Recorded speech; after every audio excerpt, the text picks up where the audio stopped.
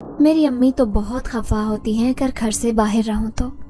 मेरी बात पर इकरा ने कहा कि सब पता है, तुम्हारी अम्मी कुछ नहीं कहती, तुम ही डरपोक हो जो हर बात को उनसे मिलाकर भागने की करती हो।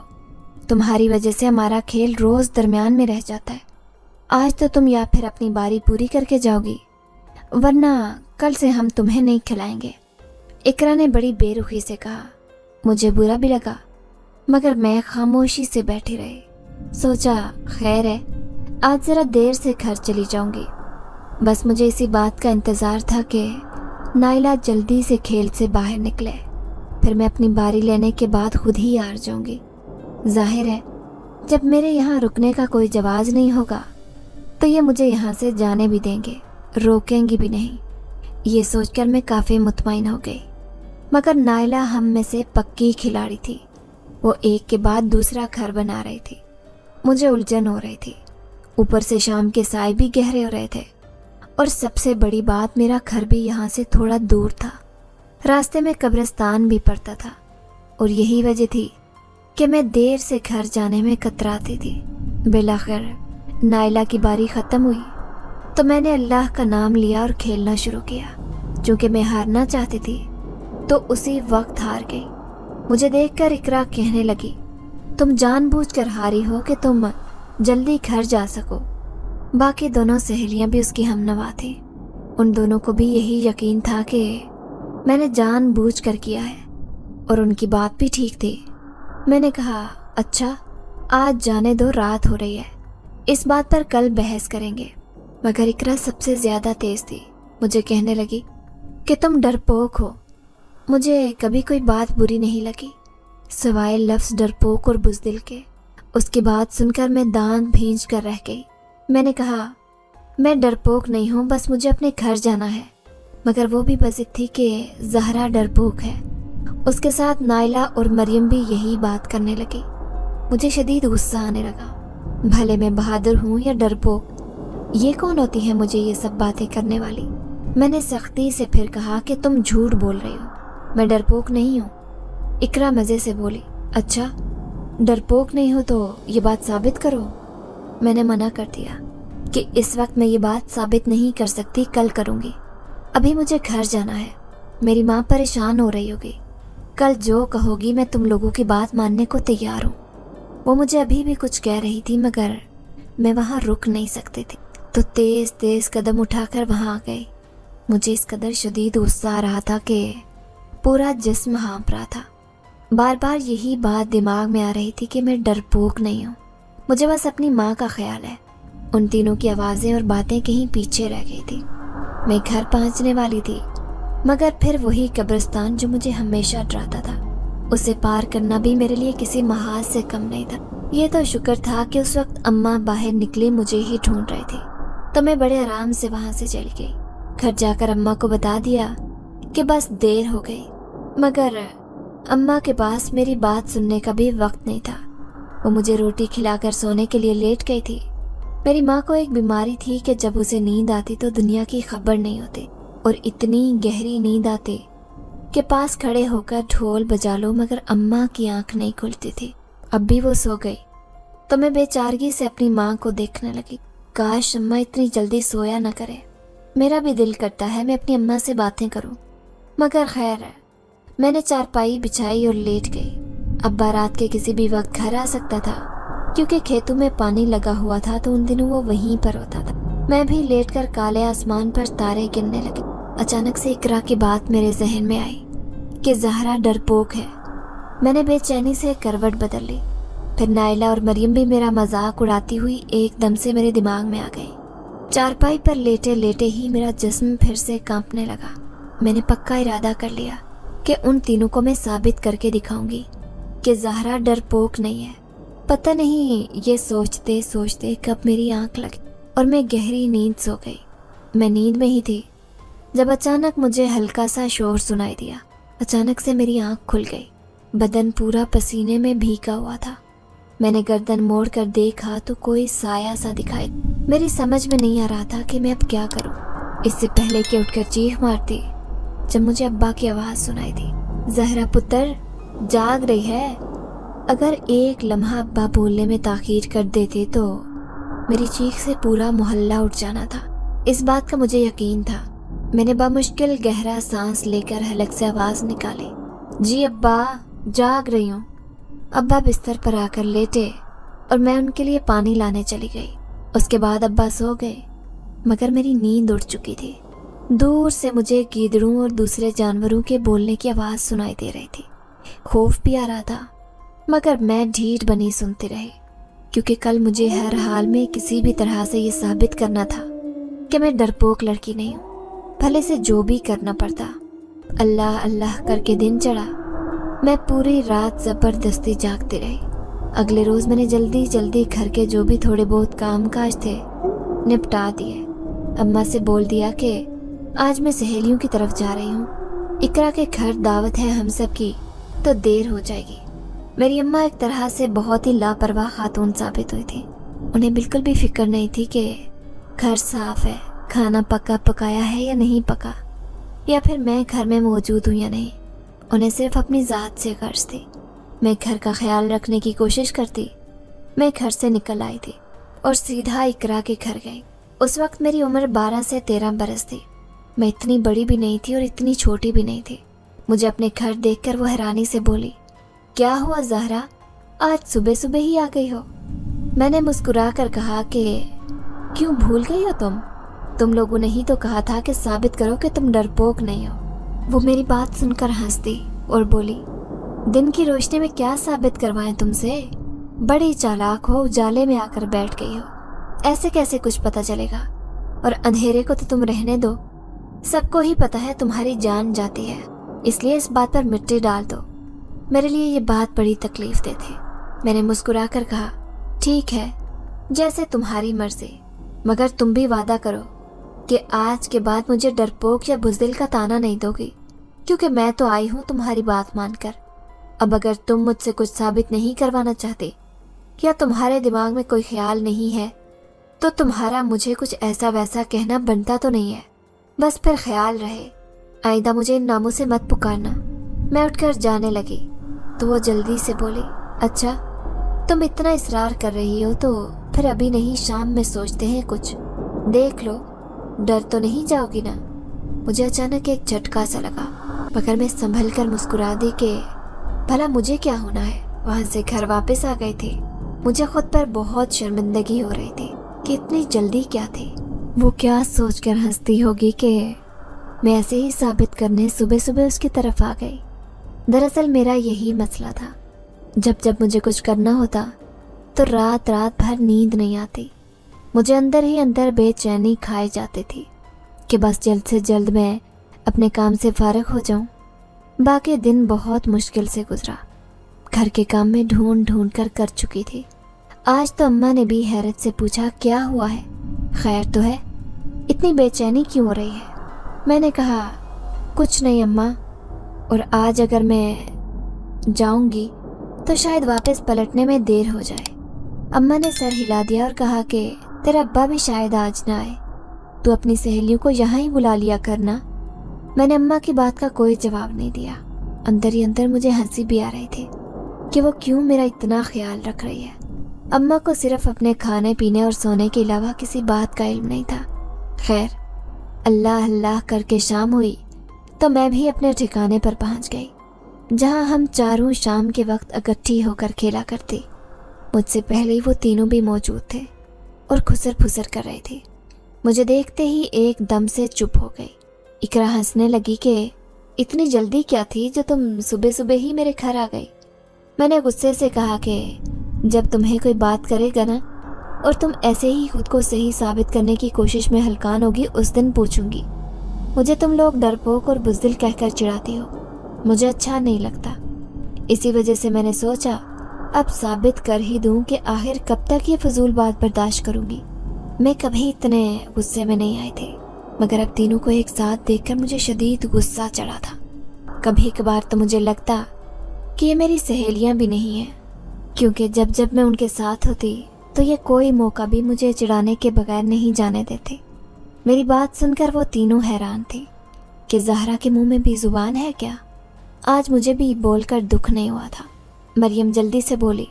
اچھا ٹھیک ہے، بس پھر آج کی بات تم ہماری مان لو، آئندہ کبھی تمہیں اس نام سے نہیں پکاریں گے۔ میں نے پوچھا مجھے کیا کرنا ہوگا؟ اب کی مرتبہ نائلہ بولی، 1 گھنٹہ، بس تمہیں 1 گھنٹہ کسی جگہ پر گزارنا ہے۔ اگر تم گزار لیتی ہو پھر تم جو کہو گی ہم کرنے کو تیار ہیں، اگر نہیں گزار سکتی تو پھر جو ہم کہیں گے تم وہ کرو گی، اور ہمارے رکھے نام بھی برداشت کرنا پڑیں گے۔ میں نے بے چینی سے پوچھا کس جگہ پر رکنا ہے 1 گھنٹہ، جلدی سے بتاؤ۔ یہ سن کر اقرا کے چہرے پر مسکراہٹ آ گئی۔ دیکھو تمہیں صرف 1 گھنٹہ حویلی میں گزارنا ہے، اس کے بعد جو تم کہو گی ہم مان لیں گے۔ وہ بات کر کے چپ ہو گئی اور میری سانسیں ادھر تھم گئی۔ حویلی میں؟ بامشکل میں نے تھوک نکل کر پوچھا تو تینوں نے بیک وقت اس بات میں سر ہلا دیا۔ تم چاہے تو ابھی منع کر کے ہار سکتی ہو۔ وہ اب بڑے تضحیک امیز انداز میں میرا مذاق بنا رہی تھی۔ وہ حویلی سالوں سے تو بند پڑی ہے، وہاں کوئی بھی نہیں جاتا۔ میں ایک اور ہلکی سی کوشش کرنا چاہتی تھی، شاید یہ لوگ میری بات سمجھ جائیں۔ تبھی مریم بولی، وہاں کوئی نہیں جاتا اسی لیے تو تمہیں بھیج رہے ہیں، ایسے ہی پتہ چلے گا نا کہ تم کتنی بہادر ہو، تبھی ہمیں بھی یقین آئے گا۔ میں نے پھر پوچھا کہ وہ قبرستان والی حویلی کی بات کر رہی ہو؟ اس بات پر تینوں کہکا لگا کر ہنس پڑی، جبکہ نائلہ بولی، ایسا کرو خود کو پریشان نہ کرو اور ہار مان لو۔ ایک لفظ ہے نا ڈرپوک، کیا ہو جائے گا زیادہ سے زیادہ؟ اسے میری سب سے زیادہ فکر تھی۔ تبھی وہ آنکھ سے اشارہ کر کے بولی، اور یہی وہ وقت تھا جب میں اس ڈر کا سامنا کرنے کے لیے تیار ہو گئی۔ میں نے کہا ٹھیک ہے، میں جانے کے لیے تیار ہوں، مگر نائلہ بار بار مجھے آنکھوں کے اشارے سے منع کر رہی تھی کہ ہار مان لو، وہاں جا کر تمہیں کچھ ہو گیا تو گاؤں والوں کو ہم کیا جواب دیں گے؟ اور یہی بات مجھے بری لگ رہی تھی، جیسے انہیں یقین ہی نہیں تھا کہ میں یہ کام کر سکتی ہوں۔ میں نے کہا بتاؤ ابھی جانا ہے یا کل؟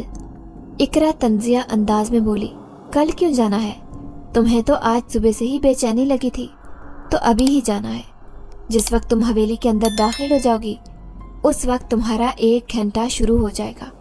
اگر تم 1 گھنٹے سے پہلے چاہے 1 سیکنڈ بھی کیوں نہ رہتا ہو باہر آ گئی تو تم ہار جاؤ گی، سمجھ رہی ہو؟ میں نے اس بات میں سر ہلا دیا اور کہا ٹھیک ہے، میں تیار ہوں۔ وہ تینوں میرے ساتھ کچے راستوں سے چلتی قبرستان کے قریب پہنچ گئی۔ وہ قبرستان بہت چھوٹا سا تھا، بامشکل کوئی 50-60 قبریں ہی ہوں گی۔ اس کے آگے ہی حویلی تھی، بلکہ یوں کہا جاتا کہ حویلی کے احاطے میں ہی وہ قبرستان بنا تھا تو کچھ غلط نہیں تھا۔ ایک ایک قدم اٹھانا میرے لیے بھاری ہو رہا تھا۔ میں نے کبھی نہیں سوچا تھا کہ میں اس حویلی کے اندر جاؤں گی۔ میں نے اپنی قمیض کا دامن زور سے ہاتھوں میں بینچ رکھا تھا اور قدم بقدم حویلی کی جانب بڑھ رہے تھے۔ مجھے قبرستان سے گزرتے ہوئے خوف آ رہا تھا۔ جب حویلی کے دروازے کے عین سامنے پہنچ گئے میرا دل چاہا یہاں سے واپس الٹے پیر بھاگ جاؤں۔ مڑ کر پیچھے دیکھا تو وہاں پر وہ دونوں کھڑی تھی، نائلہ موجود نہیں تھی۔ وہ دونوں مجھے اندر جانے کا بول رہی تھی۔ اسی وقت میں نے دیکھا جب ایک جانب سے نائلہ میرے پاس بھاگتی ہوئی آئی اور پانی کی بوتل پکڑا کر بولی، خود کو کیوں مشکل میں ڈال رہی ہو؟ ابھی بھی وقت ہے، بات مان جاؤ، ایک نام سے کیا ہی فرق پڑ جائے گا بھلا؟ میں نے نفی میں سر ہلایا تو وہ افسوس سے واپس مڑ گئی۔ اس کے واپس جاتے ہی باقی دونوں شاید اس سے لڑنے لگے تھے کہ تم نے اسے پانی کیوں دیا ہے۔ میں ان تینوں کو لڑتے دیکھ رہی تھی جب اقرا نے مجھے اندر جانے کا اشارہ کیا اور کہا کہ ہم یہیں انتظار کر رہے ہیں تمہارا۔ میں اللہ کا نام لے کر واپس مڑی اور دروازہ کھولنا چاہا، مگر اس پر زنگ آلود تالا پڑا ہوا تھا۔ میں نے نیچے سے ایک پتھر اٹھا کر تالے پر مارا تو ایک ہی بار میں وہ تالا ٹوٹ گیا۔ دروازہ کھل چکا تھا، میرا جسم ہولے ہولے کانپ رہا تھا۔ اسی وقت ایک خوفناک سی آواز میرے کانوں میں پڑی۔ میں نے ڈر سے جھٹکا کھا کر پیچھے دیکھا تو وہاں پر اقرا کھڑی ہنس رہی تھی، یعنی وہ آواز اس کی شرارت تھی۔ اگر وہ نہ ہنس رہی ہوتی تو میں الٹے ہی پیروں وہاں سے بھاگ جاتی، مگر شکر کہ میں دیکھ چکی تھی۔ میرے دل کی دھڑکن پہلے سے بھی زیادہ تیز ہو گئی تھی۔ میں نے نائلہ کو دیکھا تو وہ اب بھی نفی میں سر ہلا رہی تھی، شاید اسے میرا خیال تھا، مگر اب میں اپنی کہی بات سے واپس پیچھے نہیں ہٹ سکتی تھی۔ سو میں نے حویلی میں پہلا قدم رکھ دیا۔ اندر کافی اندھیرا تھا، बाहर मगरिब हो रही थी। नीलगों चादर दूर दूर तक फैली थी, मगर हवेली के अंदर गुप्त अंधेरा था। बहुत हल्की फुल्की रोशनी खिड़कियों और जालियों से छिनकर अंदर आ रही थी। मैं थोड़ा सा डरते हुए और आगे गई तो मुझे पीछे से एक जोरदार धक्का पड़ा। इससे पहले कि मैं संभल कर पीछे देखने की कोशिश करती, हवेली का आहनी दरवाज़ा एक जोरदार आवाज़ से बंद हो गया। मैं हैरान थी कि ये कैसे हो सकता है। फिर इकरा का ख्याल आया तो समझ गई कि इसके पीछे उसी का हाथ होगा। उस पर कुड़ने के बजाय मैंने गर्दन उठाकर इर्द गिर्द देखना चाहा, मगर हल्की सी रोशनी में क्या ही दिखाई दे सकता था। लंबे लंबे जाले अलबत्ता ज़रूर महसूस हो रहे थे, क्योंकि वो मेरे मुंह पर गिर रहे थे। एक जानिब से मुझे चूहे के बोलने की आवाज़ सुनाई दी तो मैं उछल कर रह गई। चूहों से भी मुझे बेहद खौफ आता। या अल्लाह मेरी मदद करना। दिल ही दिल में अल्लाह को पुकारते हुए मलिक जी रोशनी और हाथ के सहारे से मैंने एक तरफ बैठने के लिए जगह तलाश की और वहीं पर सुकड़ कर बैठ गई। बस किसी भी तरह ये 1 घंटा गुजर जाता, फिर मुझे कभी कोई बुरे नाम से नहीं पुकारेगा। ये सोचकर मैं भी मुतमईन हो गई, मगर दिल मुसलसल कांप रहा था। अंधेरा हो रहा था। जो थोड़ी बहुत रोशनी से गुजारा चल रहा था वो भी ख़त्म हो गई। अब पूरी हवेली में अजीब सा सुकूत छाया था जो दिलो दिमाग पर हावी हो रहा था। अचानक से मुझे शदीद गर्मी लगने लगी। मैं अपनी जगह से खड़ी हुई तो पैर में ज़ोर से कोई चीज़ चुभ गई। मैं वापस बैठ गई। एक हल्की सी चीख भी निकली थी। वक्त की रफ्तार जैसे सुस्त हो गई थी। मैं वहीं काफ़ी देर बैठी रही, मगर अब तक उन तीनों में से किसी ने भी मुझे बाहर नहीं निकाला था, ना ही कोई आवाज़ दी थी। अचानक से मुझे किसी के कदमों की आवाज़ सुनाई दी, जैसे कोई भारी कदम उठाता हुआ धीरे धीरे चल रहा है। मुझे यूं लगा मेरा दिल अभी सीना चीर कर बाहर निकल आएगा। कदमों की रफ्तार मेरे करीब आती जा रही थी। मैंने गौर किया तो साथ उन कदमों की आहट की हल्की फुल्की छन छन भी सुनाई दे रही थी। मैं पीछे को सुकड़ कर बैठ गई। खिड़की खुली हुई थी, मगर उसके आगे सलाखें लगी थी। बाहर तेज हवा का शोर कान के पर्दे फाड़ रहा था। मैंने खिड़की की सलाख को जोर से थाम लिया, जैसे भरी दुनिया में वही मेरा सहारा हो।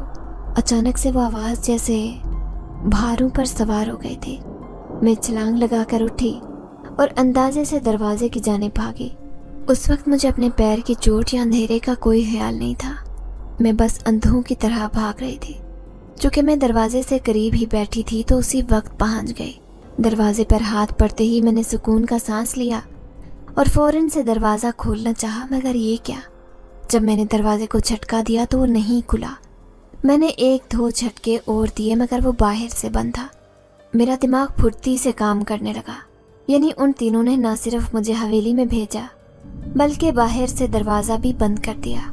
कदमों की आहट और साथ छनाछन एक रिदम के साथ कानों में पड़ रहे थे। अचानक से मुझे अपनी गर्दन में कुछ महसूस हुआ और उसके बाद मैं गश्त खाकर नीचे गिर गई। मुझे कोई होश नहीं रहा कि मैं कहाँ पर मौजूद हूँ या क्या कर रही हूँ। बस इतना जानती थी कि मेरा वजूद गहरे अंधेरे से भरी खाई में गिर चुका है, जहाँ से शायद दोबारा मैं कभी वापस नहीं आ सकूंगी। अचानक से मुझे हल्का हल्का शोर सुनाई दिया, जैसे चक्की चल रही होती हो। मुझे उलझन भी हो रही थी कि ये शोर कहाँ से आ रहा है। मैंने पहले तो नज़रअंदाज किया और ढीठ बनकर लेटी रही, मगर जब दिमाग में ये ख्याल आया कि मैं तो बेहोश हो गई थी, तो फिर अब कहाँ हूँ तो पट से अपनी आंखें खोल दी। ये जगह बहुत ही अजीब से थी, मैंने कभी नहीं देखी थी। आंखें खुली तो सामने सैलन ज़दा छत दिखाई दी, जिस पर लंबे लंबे जाले लटक रहे थे। उन जालों में मकड़ियाँ और ना जाने कौन कौन से कीड़े भी चलते हुए दिखाई दे रहे थे। कमरे में मलिक जी सी पीली रोशनी थी। मैंने गर्दन घुमाकर कमरे का जायजा लिया तो अदराक हुआ कि मैं ज़मीन पर लेटी हूँ और एक तरफ दीवार पर एक कमज़ोर सी मशल सुलग रही थी। कमरा मुकम्मल तौर पर मिट्टी से अटा हुआ था। लकड़ी का टूटा फूटा सामान एक जानिब ढेर किया हुआ था। मैंने हैरानी से सोचा कि इस वक्त मैं कहाँ पर मौजूद हूँ, मगर जहन मऊफ हुआ पड़ा था। ये जगह कभी देखी नहीं थी। फिर मुझे याद आया कि दरवाजे के पास में गिरकर बेहोश हो गई थी। कहीं ये हवेली का ही कोई कमरा ना हो। मैं एक झटके से उठ बैठी। अब बड़े गौर से देखने पर वो कमरा किसी खंडर की अक्कासी कर रहा था, यानी मैं अभी भी उस खंडर में ही मौजूद थी। मगर मुझे उस कमरे में लाया कौन है, और ये मशल जो जल रही है ज़रूर किसी और ने ही जलाई होगी। तो क्या मतलब मैं यहाँ पर अकेली नहीं हूँ, कोई और भी होगा। ये सोचकर मैं कमरे से बाहर निकली तो बाहर अंधेरा था। मैंने दीवार से मशाल उतार कर हाथ में पकड़ी और बाहर आ गई। वो किसी भूल भुलैया की तरह एक बहुत बड़ी हवेली थी जिसमें दूर तक कमरों की बनी कतार दिखाई दे रही थी। शायद मैं ऊपर वाली मंजिल पर थी। वहां से नीचे का नज़ारा दिखाई तो दे रहा था, मगर मशाल की रोशनी नाकाफी थी कि कुछ भी वाज़ेह नहीं था। कोई है? मैंने ऊंची आवाज़ से पूछा, मगर सिवाय मेरी आवाज़ की गूंज के मुझे वहां पर कुछ भी सुनाई नहीं दिया। मैंने एक मर्तबा फिर हलक के बल चिल्ला कर पूछा, क्या कोई है यहाँ पर? मगर अब की बार भी वही खामोशी। मुझे घबराहट होने लगी। पता नहीं कितना वक्त हो गया था मैं यहाँ पर मौजूद थी। शायद बाहर सुबह हो गई हो। ये सोचकर मैंने मशाल को अपने हाथ की गिरफ्त में मजबूत किया और तेज तेज कदम उठाती नीचे वाली मंजिल पर आई। बड़ा सा बरामदा पार करके सामने बाहर का दरवाज़ा था। भागकर उसे खोलने की कोशिश की, मगर बेसूद। वापस मुड़कर खिड़की की तरफ देखा तो अभी तक बाहर अंधेरा ही छाया हुआ था। या अल्लाह, मैं कहाँ फंस गई हूँ, मेरी मदद कर। मैं वहीं पर बैठ गई। जब अचानक से मेरी नज़र अपने पाँव पर पड़ी तो मैं चौंक गई। मेरे पाँव पर कोई लेप सा लगा हुआ था और वही जगह थी जहाँ मुझे भागते वक्त चोट लगी थी। मैं जितना हैरान होती कम था। कोई तो था यहाँ पर मेरे अलावा भी जो ये सब कुछ कर रहा था, मगर मेरे बोलने पर भी उसने कोई जवाब नहीं दिया। मैंने चीख कर पूछा, कौन है यहाँ पर, कोई है क्या? मगर वही दबीज खामोशी। मुझे घबराहट होने लगी। मैंने पाँव को देखा तो अब वहाँ पर ज़रा भी दर्द नहीं था। मैं उठ खड़ी हुई और धीरे धीरे चलते हुए सोचा, क्यों ना मुझे खुद ही ढूंढना चाहिए। कोई तो होगा जो मुझे यहाँ पर कमरे में भी लेकर आया है और मेरे पाँव पर मरहम भी लगाया है। मैंने एक एक करके कमरों में झांकना शुरू किया। वो हवेली बहुत ज़्यादा खस्ता हाल थी। इतनी बुरी हालत थी कि डर लग रहा था। अब गिरी या तब। बेहोश होने से पहले एक खौफ था जो मेरे ऊपर छाया हुआ था, मगर अब कुछ भी नहीं था। मुझे बिल्कुल भी खौफ नहीं आ रहा था। शायद इसलिए कि अब मेरे पास मशाल थी जो रोशनी कर रही थी। मैं भी पहले ही कमरे में गई हूँ कि एक अजीब सी आवाज़ सुनाई दी, जैसे कोई धीरे धीरे बहुत करीब सांस ले रहा हो। मैं डर गई और उसी वक्त वो मशाल मेरे हाथ से छूटकर नीचे गिरी। मैंने जो पीछे मुड़कर देखा, मगर बेसूद, क्योंकि जो रोशनी थोड़ी बहुत उस मशाल से हो रही थी उसके बुझने के बाद वो बिल्कुल ख़त्म हो गई थी। अब वहाँ सिर्फ हवा का शोर सुनाई दे रहा था और मेरा जो खौफ ख़त्म हो चुका था एक मर्तबा फिर से ऊद कर आ गया। मैंने कमरे से निकलने की कोशिश की, मगर अब मुझे दरवाज़ा नहीं मिल रहा था। बेइख्तियार मेरी आंखों से आंसू बहने लगे कि मैंने ये क्या कर दिया है। नाइला सही कह रही थी, मुझे हार मान लेनी चाहिए थी। ज़्यादा से ज़्यादा क्या होता, वो मुझे डरपोक बुला लेते, बिना मजाक उड़ा लेते। कम से कम मैं इस आफत में तो न फंसती जो मैंने अपने गले में खुद डाली थी। यह हवेली बरसों बंद पड़ी थी, कोई उस जानिब नहीं आता था। मैंने जब से आँख खोली हमेशा उस हवेली और उसके आगे बने कब्रिस्तान को ऐसे ही बंद देखा था। गांव के लोगों का कब्रिस्तान भी मुख्तलिफ था। वो इस कब्रिस्तान में अपने प्यारों को दफनाते नहीं थे। उस हवेली और इस कब्रिस्तान के मुताल्लिक बहुत सी बातें मशहूर थी कि ये एक बहुत अमीर ख़ानदान के लोग थे। कहा जाता था कि ये गांव उनकी रियासत थी और यहाँ के लोग उनकी रियाया थे। पैसा बहुत आम था, मगर फिर कुछ अजीब हुआ। उस हवेली की एक लड़की ने किसी जिनज़ादे को देख लिया था। उसके बाद से वो लड़की उस जिनज़ादे के ख्यालात में ही रहने लगी। वो जिनज़ादा उस लड़की से मिलने आया करता। घर वालों को इस बात की खबर नहीं थी कि वो किसी को पसंद करती है, वो भी कोई और नहीं बल्कि एक जिनज़ादे को। एक रोज़ किसी नौकरानी ने उसे कमरे में तन्हा हंसकर बातें करते हुए देख लिया। उसने ये बात उस लड़की की माँ को बता दी जो यहाँ की बेगम थी। पहले पहल तो उन्होंने इस बात को अहमियत नहीं दी, मगर जब ये बात बढ़ी और इसके अलावा बाकी नौकरानियों और ख़ुद बेगम साहिबा ने भी अपनी बेटी को यूं तन्हाई में बातें करते देखा तो उन्हें फ़िक्र लाहक हो गई।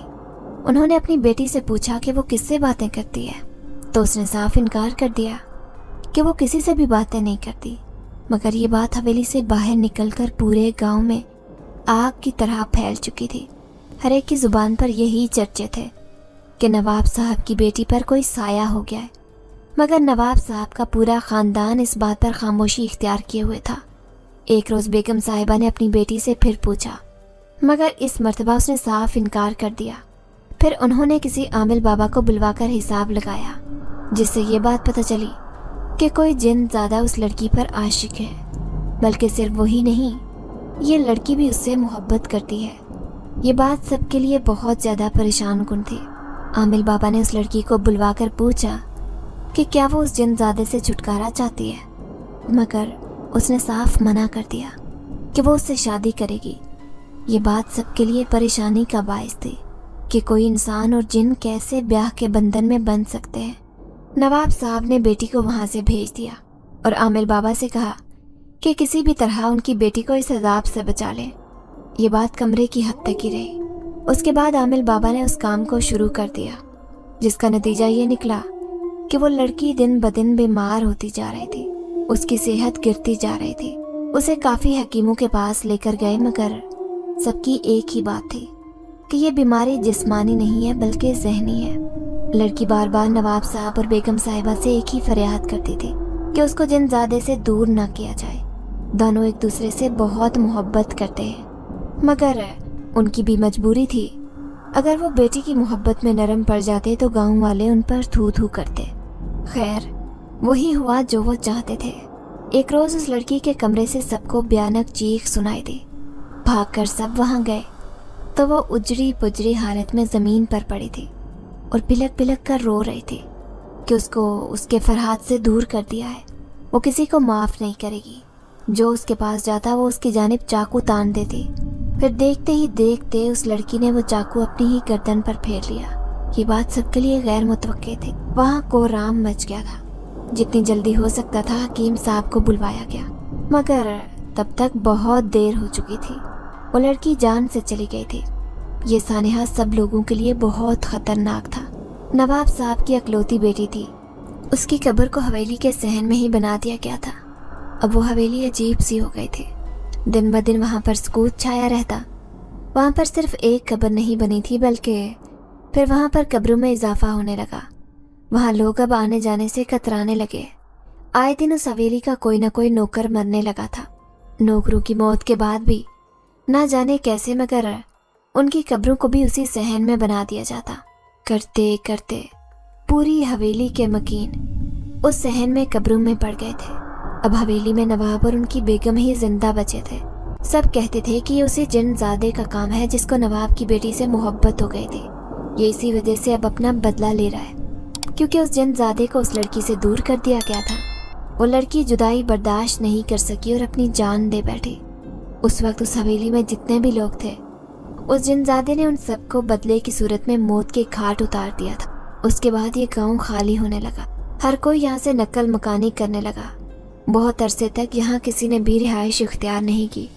उसके बाद आहिस्ता आहिस्ता ये गांव बसने लगा और अब लोग यहाँ से बहुत कम गुजरते थे। इकरा ने भी मेरे लिए यही जगह चुनी थी, क्योंकि लोग भी अब कहते थे कि वो जिनज़ादा यहीं पर भटक रहा है।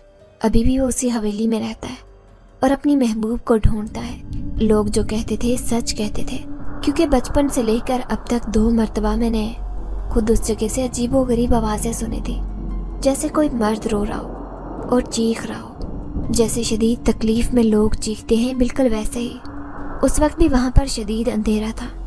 मुझे ये बात याद आई तो दिल कांपने लगा। रात थी कि एक जगह रुक सी गई थी, गुजर ही नहीं रही थी। अब मैं समझ चुकी थी कि नायला ने मुझे हार मानने का क्यों कहा था, क्योंकि उनका यही इरादा था कि एक मर्तबा मुझे यहाँ इस हवेली में भेजकर वो बाहर से बंद कर दें, ताकि सुबह तक मैं बाहर ना निकल सकूं। मुझे ऐसे लग रहा था कि मज़ीद थोड़ी देर अंधेरा रहा तो मेरा दिल बंद हो जाएगा। अभी मैं यही सोच रही थी कि जब अचानक से ज़मीन पर पड़ी हुई मशल खुद ही चल उठी। मैं जो दीवार के साथ ज़मीन पर बैठी थी उछल कर पीछे हुई। मुझे बिल्कुल भी उम्मीद नहीं थी कि वो जिनज़ादा यहाँ पर अपनी मौजूदगी को जाहिर करेगा।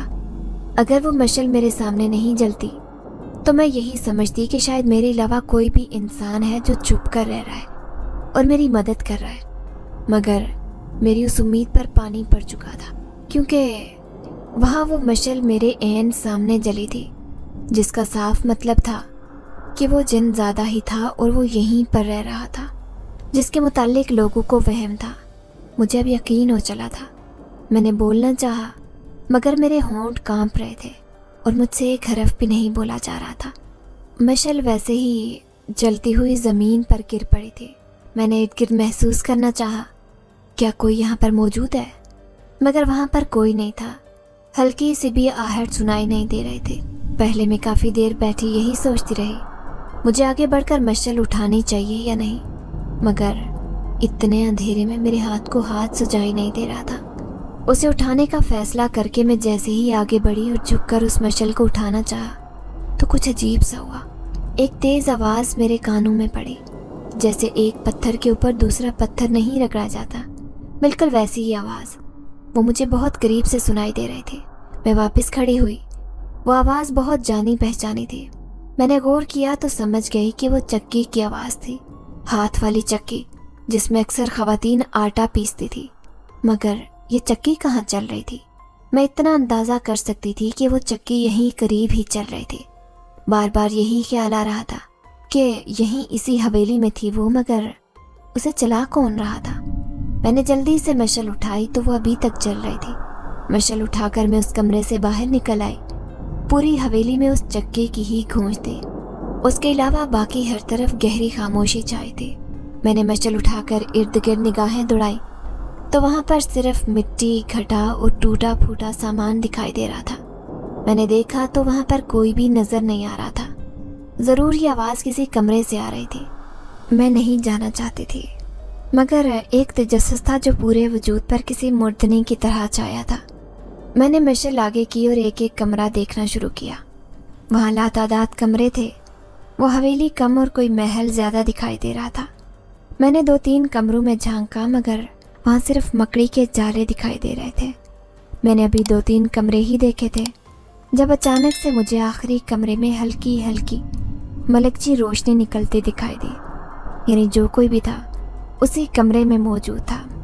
میرا دل بار بار مجھے وہاں جانے سے منع کر رہا تھا، مگر دماغ یہی کہہ رہا تھا کہ یہاں تک آ گئی ہو تو ایک مرتبہ آگے بھی جا کر دیکھ لو۔ نہ جانے کیوں مگر میرے قدم اس جانب اٹھنا شروع ہو گئے۔ میں جیسے جیسے اس کمرے کی طرف بڑھتی جا رہی تھی، دل میں 100 طرح کے خدشات تھے جو پنپ رہے تھے۔ خیر، میں جب عین اس کمرے کے سامنے پہنچی تو وہ پیلی روشنی جو دور سے دکھائی دے رہی تھی ایک دم اندھیرے میں تبدیل ہو گئی۔ میں کمرے میں داخل نہیں ہوئی تھی، مگر ابھی چکی کی آواز بھی وہیں سے آ رہی تھی اور اتنی شدید تھی کہ لگتا تھا کہ ابھی کان پھٹ جائیں گے۔ میں نے دھڑکتے دل کے ساتھ اس کمرے میں قدم رکھا تو زور سے آنکھیں بند کر لی۔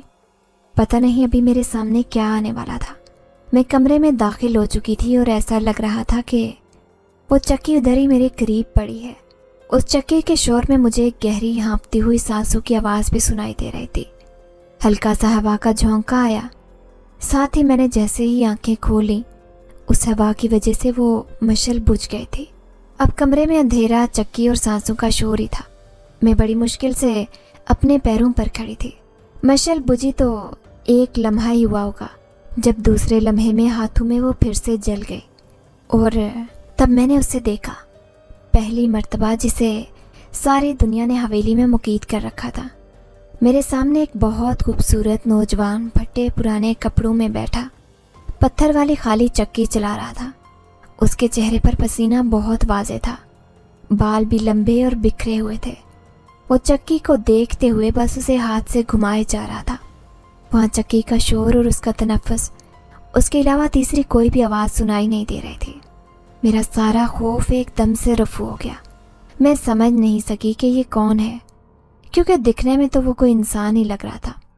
میں وہیں کھڑی رہی اور پوچھا، کون ہے آپ؟ مگر وہ مسلسل اپنی پوری توجہ اس چکی پر ہی مرکوز کیے ہوئے تھا۔ اس نے نہ تو سر اٹھا کر مجھے دیکھا اور نہ ہی میری بات کا جواب دیا۔ میں ایک قدم مزید آگے بڑھی اور پوچھا، کون ہے آپ؟ مگر وہ ابھی بھی ویسے ہی بیٹھا تھا، گویا نشے کی حالت میں بس ایک ہی کام دہرائے چلے جا رہا تھا۔ مجھے حیرت اس بات پر تھی کہ مجھے ڈر کیوں نہیں لگ رہا، حالانکہ مجھے ڈرنا چاہیے۔ پتہ نہیں کون انجان شخص ہے یا شاید وہ جن زیادہ نہ ہو۔ اس نے میری بات کا جواب نہیں دیا تو ऐन उसके सामने चक्की की तरफ मैं जाकर बैठ गई और पूछा, आप फरहाद हैं? इतना कहने की देर थी कि उसने एक झटके से अपना सर उठाया और बराह रास्त मेरी आंखों में देखा। वो लम्हा मैं सारी उम्र नहीं भूल सकती। जब उसने मुझे देखा तो उसकी आंखें बूटी की तरह सुर्ख हो रही थी, गोया बाहर उबलने को तैयार हूँ। उनसे निकलने वाली तपश मुझे अपने वजूद पर बुरी तरह से महसूस हो रही थी। मैं बुरी तरह से पीछे को गिरी और फिर वो मशल भी बुझ गए थे। उसके बाद मुझे कोई होश नहीं रहा कि मैं कहाँ पर हूँ। जब आँख खुली तो मैं अपने घर में मौजूद थी। अम्मा मेरे करीब बैठी मुझे पंखे से हवा कर रही थी। मेरे उठते ही बोली, क्या हो गया था तुझे? मैं पूरी रात परेशान रही तेरे लिए। तेरा अब्बा भी परेशान रहा। वो तो सुबह जन्नत गुजर रही थी तो उसने तुझे कब्रिस्तान के बाहर बेहोश पड़े देखा। उठा लाई खुद ही तुझे वहाँ से। बता क्या हुआ था, कहाँ रह गई थी? मैं हक्का बक्का थी कि मैं तो हवेली के अंदर बेहोश हुई थी, फिर बाहर कैसे आई जबकि दरवाज़ा भी बंद था। मैं चुप रही तो अम्मा ने फिर पूछा, बता ज़हरा क्या बात है, कहाँ थी रात भर? ऐन उस वक्त नाइला आ गई वहाँ पर। जल्दी से बोली, खाला मेरे साथ थी रात को। फजर के वक्त निकली है तो कि मैं तो अभी घर जाऊंगी। फिर जानती हो ना कब्रिस्तान से कितना डरती है, तो शायद ये बेहोश हो गई होगी। उसने इतना कहा तो अम्मा भी उसकी बात से कायल नजर आई। मैं कांप रही थी, कभी नाइला को देखती कभी अम्मा को। उसने मुझे इशारा करके एकदम से चुप रहने का बोला। मैं भी वैसे ही बैठी रही।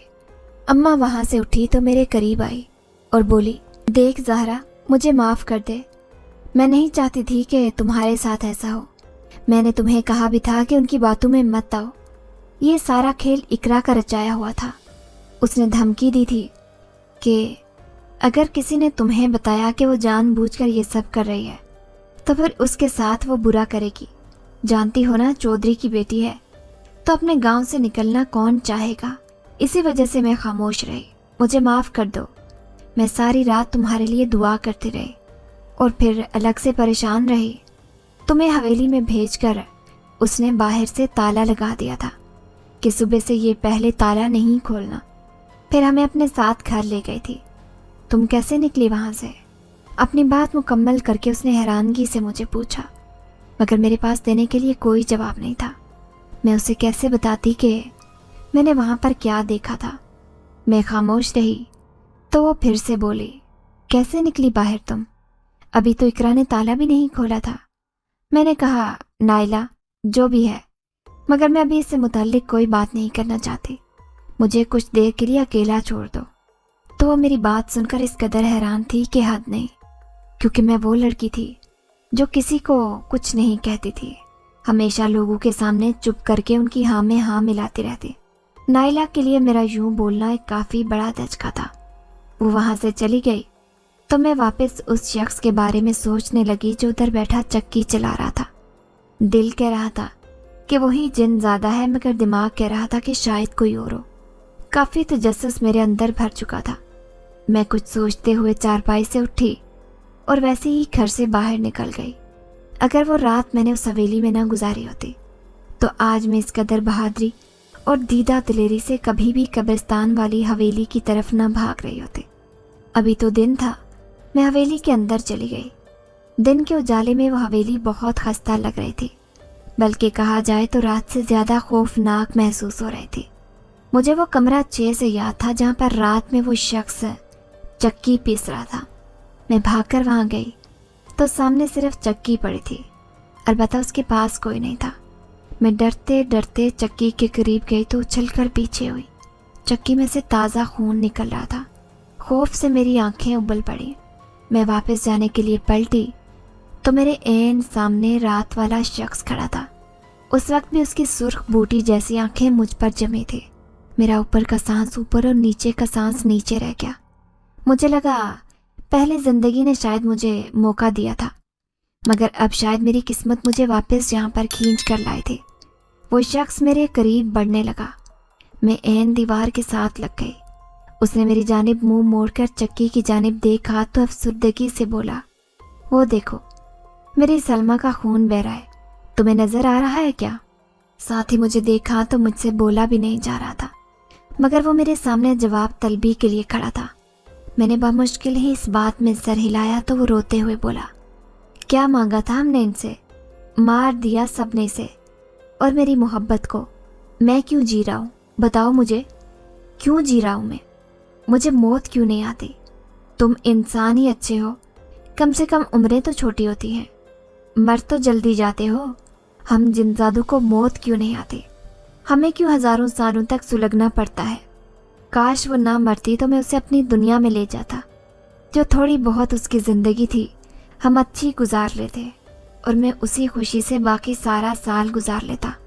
मगर तुम लोगों ने मुझे जीते जी मार दिया, खून कर दिया मेरी सलमा का।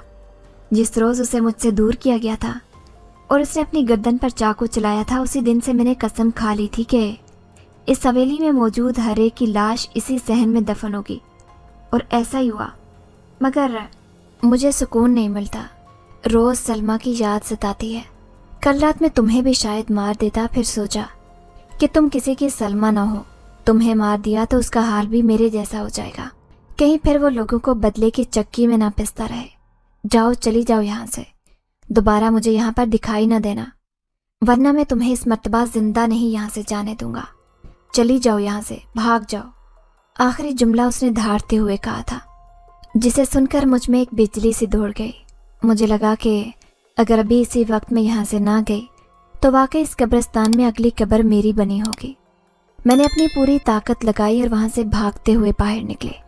हवेली से अभी बाहर निकली ही थी, जैसे किसी इंसान से बुरी तरह टकराई। संभल कर देखा तो मेरे सामने इकरा खड़ी थी। उसे देखते ही मैंने उसके मुंह पर जोर से थप्पड़ लगाया और कहा, खबरदार, जो आइंदा मेरे सामने आने की कोशिश की तो ऐसी जगह फेंकूंगी जहां से मैं तो निकल आई हूं, मगर तुम सारी उम्र वहीं कैद रहोगी। उसके पीछे ही मरियम थी। उसे भी सख्ती से सुनाती मैं तेजी से अपने घर की तरफ बढ़ी। घर पहुंची तो अम्मा ने हंगामा खड़ा किया था कि ज़हरा कहाँ चली गई। वहाँ नाइला भी मौजूद थी। वो मेरे पास आई और बोली, कहाँ गई थी ज़हरा? उसे भी मैंने खबरदार कर दिया कि मुझे तुम जैसी सहेलियों की बिल्कुल ज़रूरत नहीं है। निकल जाओ मेरे घर से। अगर मुझे वहाँ पर कुछ हो जाता तो कहाँ से मेरे वालिदैन को तुम लोग अकलौती औलाद वापस ला कर देते। तुम लोगों के लिए तो ये मजाक है, मगर क्या पता किसी एक इंसान की तकलीफ से कितने लोगों को उसका खमियाजा भुगतना पड़े। ये कहते हुए मेरे दिमाग में वही जिनजादा था जिसने अपनी मोहब्बत की खातिर उस गांव को वीराना बना छोड़ा था। नाइला वहीं खड़ी थी, मगर मैं एक ही रात में काफ़ी बहादुर हो चुकी थी। मैंने उसका बाजू जोर से थामा और घर से बाहर निकाल दिया। साथ में ये भी कहा कि दोबारा मैं तुम्हें अपने घर में कभी नहीं देखना चाहती। वो दिन गया और आज का दिन आया। उस वाक़े ने मेरी ज़िंदगी पर बहुत असर डाला। वो डरपोक सी ज़हरा एक ही रात के बाद पूरी दुनिया से भी अकेली डट कर लड़ने का हौसला रखती है।